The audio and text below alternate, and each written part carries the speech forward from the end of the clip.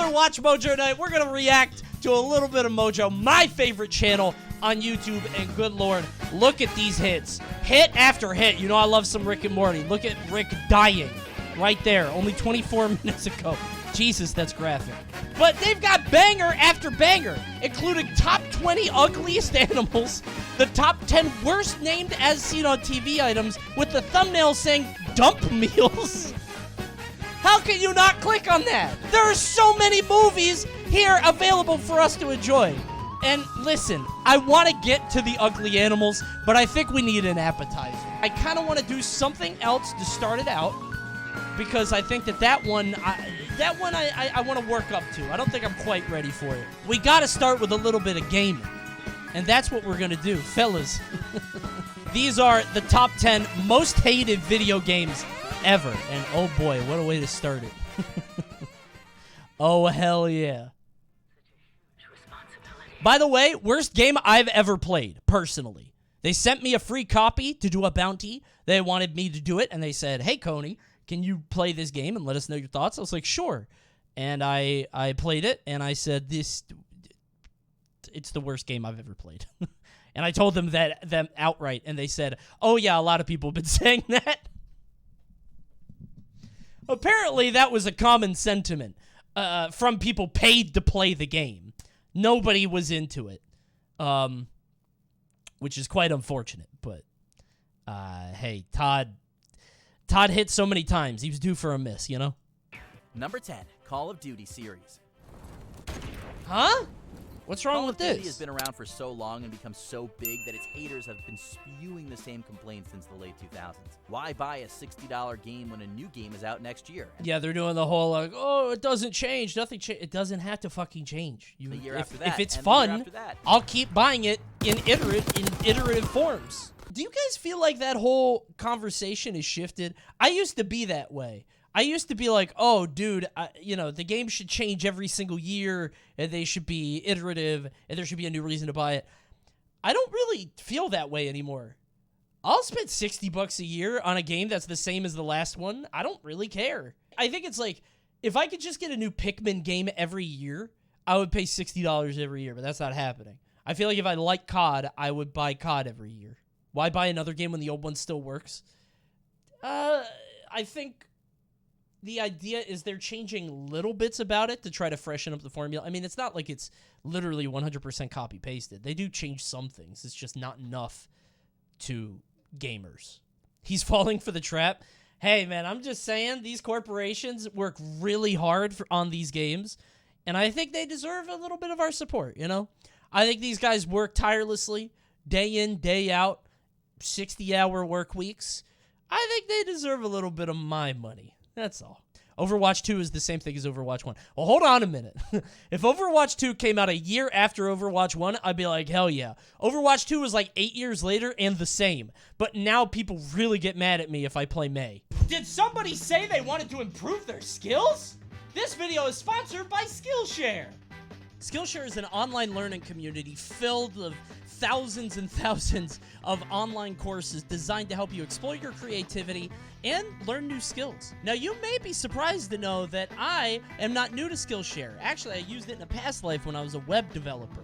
Before I became the content creator and influencer you know today, I actually worked at a big boy company doing front-end web dev, and I used Skillshare to learn some of the skills that I learned. It was an easy way to brush up on my abilities and learn new tricks that help me provide solutions for my office and leverage synergies and blah, blah, blah. You know that corpo speak. I did all of that by learning new skills on Skillshare. Me personally, I've had a hard time managing my time between so many things going on, between my role at Panda, streaming, putting on stuff for YouTube. I got a wife, a kid, a family, all kinds of different things that require my time, and it's hard to keep up.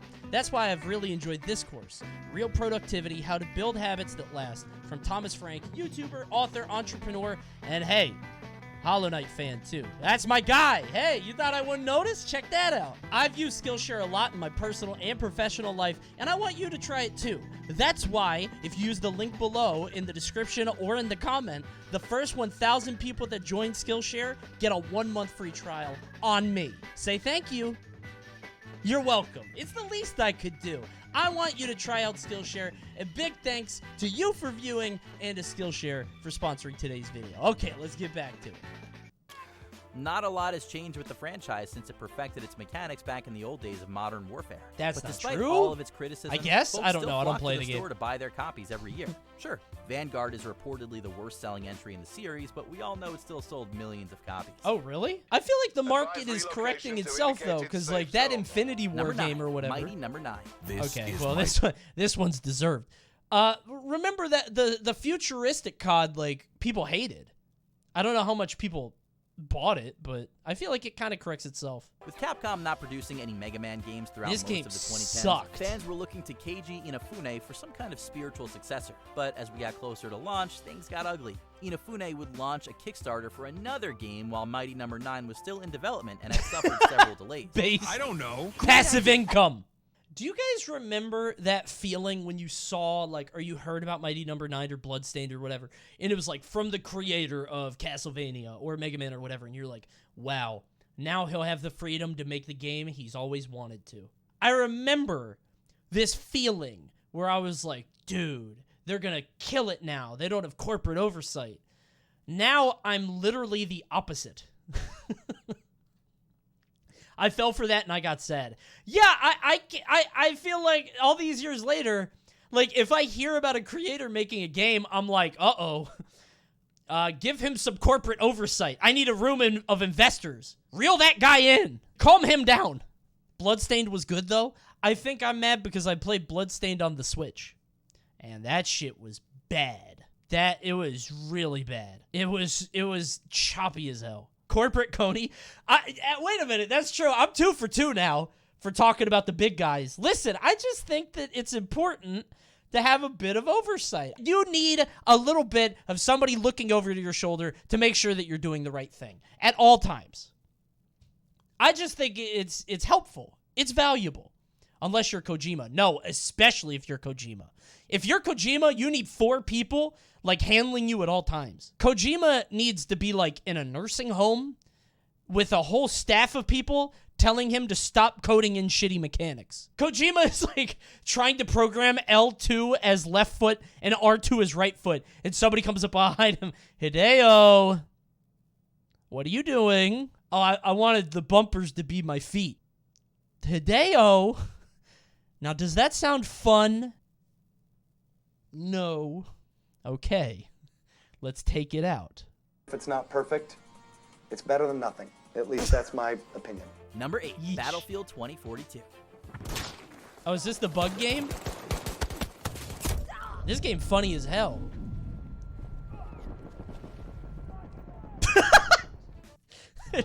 There's something about, like, a realistic war sim where, like, imagine this happening on, like, the beaches of Normandy or in the trenches of World War I, right? Like, you're right up, you can see the whites of your enemy's eyes.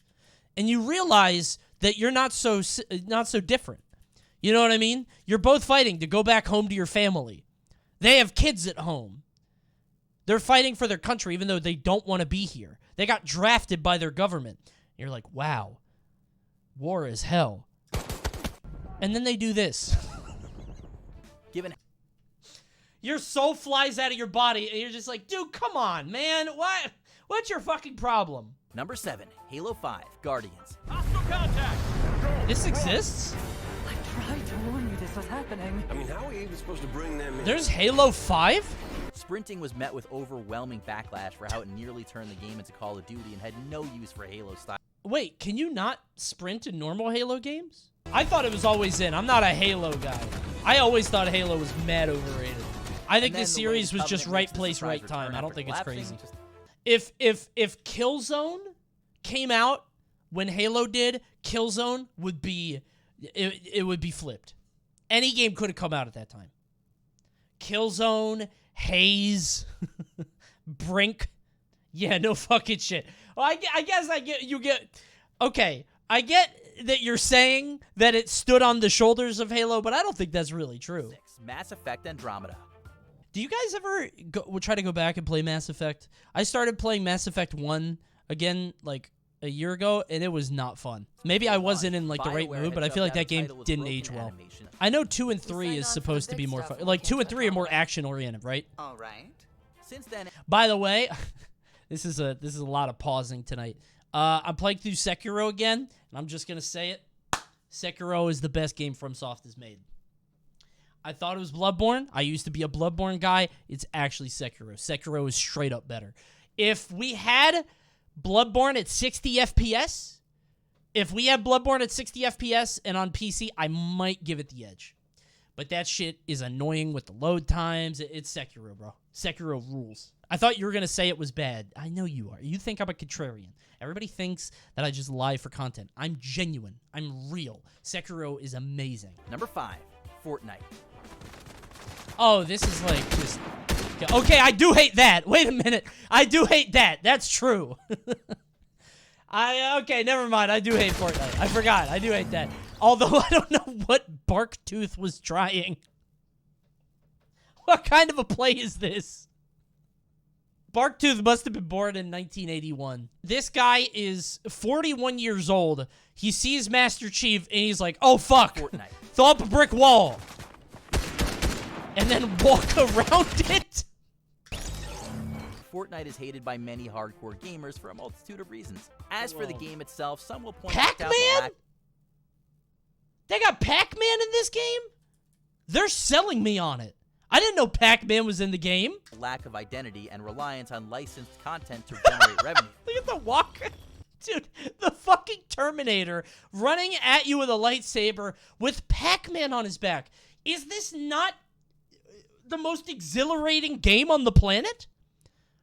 Like, this is the game they used to play on, like, Family Matters in the 90s. You know what I mean?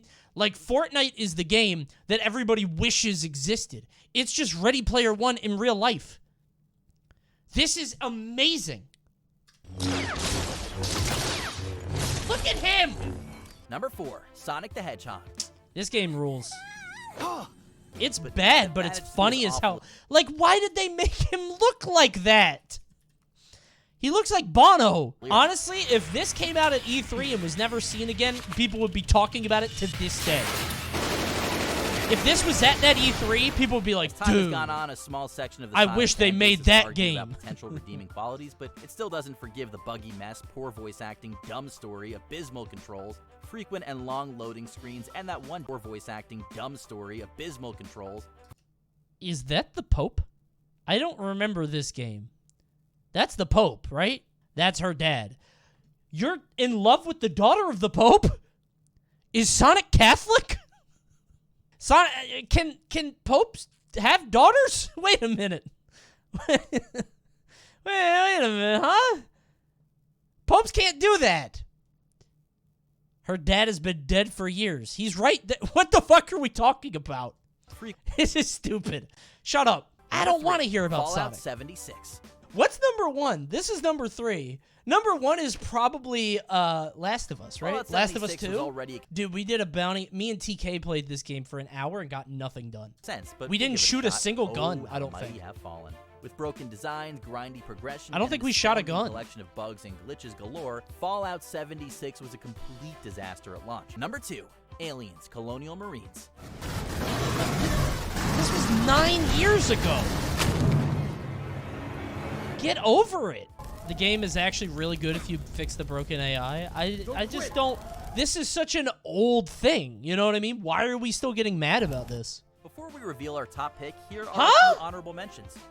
Oh, Mario Party 9. yes. Forcing players to move as one was a total buzzkill. I know people that like this, though, a lot. I forgot about that. People do like this one, though. Dynasty Warriors 9. Fans weren't happy with the shift to an empty, open-world design. They went open world? So Lubu's finally making his move. How do you do that in Dynasty Warriors? That's crazy. Metroid Prime, Federation Force. A Metroid game without Samus? And we need friends? Ah. Gross. This is kind of weird. It's fine. Let games have spin-offs. Number 1, Really? E.T. the Extraterrestrial. Really? Look how happy he is. Hooray! Imagine waking up Christmas morning to open this, firing it up on your Atari I'd be so 2600 excited. and being greeted with a game as abhorrent as this. I don't think I would care. If I'm young enough to get excited about E.T. like this, I would be, oh, hell yeah, Pog. All right, I got something for all the Pokemon devs. Since you guys seem to be making awful Pokemon that everybody hates, like Graveyard and the pig with the nose and the mucus, these are the top 20 ugliest animals. Maybe you could get a little bit of inspiration, since you seem intent on making the grossest Pokemon designs I've ever seen. Welcome to WatchMojo, and today we're Ew.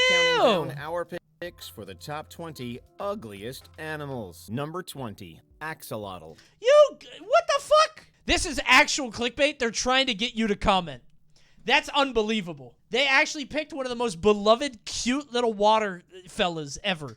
This is rage clicks, yeah. Although that one's kind of gross.